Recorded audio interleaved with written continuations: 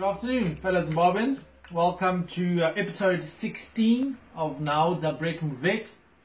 And today we want to talk a little bit about activism, and in particular we have this flag campaign that's going on.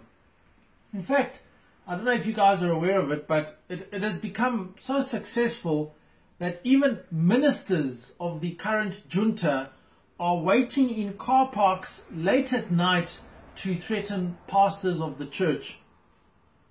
As Minister of IT, he actually threatened to remove the pastor from Twitter accounts. In other words, to cancel the pastor's Twitter account.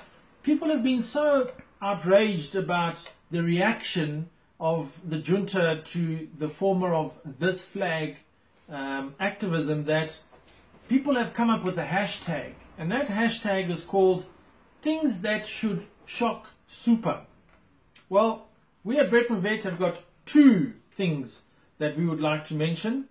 One, hashtag Things That Should Shock Super. Twitter is not owned by the junta, comrades.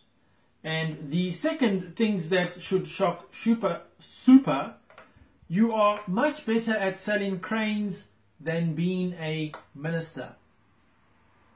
Where have you ever heard of such despicable tactics? Ministers waiting to bully people in car parks. In Zimbabwe, that's where that happens on a daily basis. Another minister on his Twitter account, and by the way, I thought the junta had banned their members from social media. We actually did something about, I looked into that, and they're actually not allowed on social media.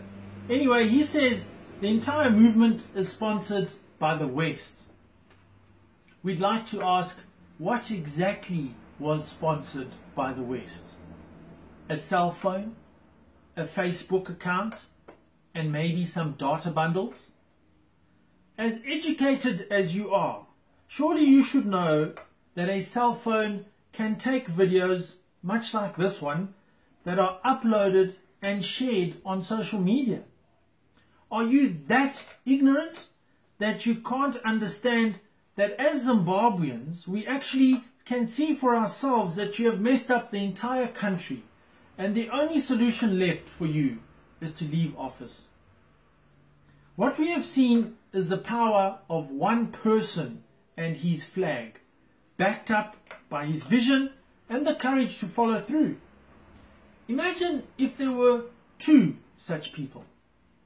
Imagine if there were 10. Imagine 100, 1,000, 10,000, maybe 100,000 people doing the same thing. This is a time for everyone out there to stand up. We now need to speak out. Wherever you are in the world, whether you're at home in Zimbabwe or you're in the diaspora, whether you're young, whether you're old, whether you're going to go back to Zim or not, whether you were born in Zim but your parents don't live there anymore, if you just have 1 ounce of Zimbabwean blood in you, stand up. Tell everyone in your circle of influence. Use whatever tools you have, social media, your voice. Visit government departments in the lands that you find yourselves in and tell them that we have an illegal junta raping our country. This is just one initiative done by an ordinary person. It is, however, time we combine these efforts to form one big initiative. Our opposition parties don't seem too keen to form a coalition. Maybe we, the people, the ordinary people, should show them the way and form our own coalition, led by us as normal people who actually have the interests of Zimbabwe at heart, not these permanent interests that these politicians keep talking about. It doesn't need a bolt of lightning to realize that as, say, 20 or so different opposition parties entering the same presidential race all fielding different candidates in the 210 constituencies in the country, that the junta stand to benefit the most. It is absolutely vital to form some type of coalition going into the 2018 elections. These are interesting times indeed, where we have a lot of new activists standing up and being counted. The church has a massive base, mostly made up of decent, morally upright people. People who, by the way, would make great presidents, good ministers, and even directors in the country's parastatals. One thing is for certain: if the opposition parties don't form a coalition, there will be a massive gap in the politics of Zimbabwe, which will be easily filled by a coalition of activists.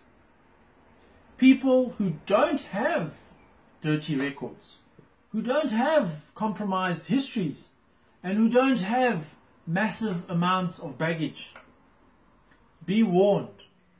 Politicians are now on borrowed time. Activists find each other, talk to each other, and form the very thing that everyone in Zimbabwe is talking about. And that is a united front to contest against the junta.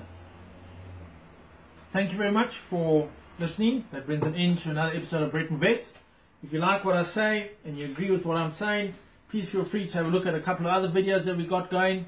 It's found on our YouTube channel as well as our Facebook page. Both of them are entitled Brett Vet. Thank you very much.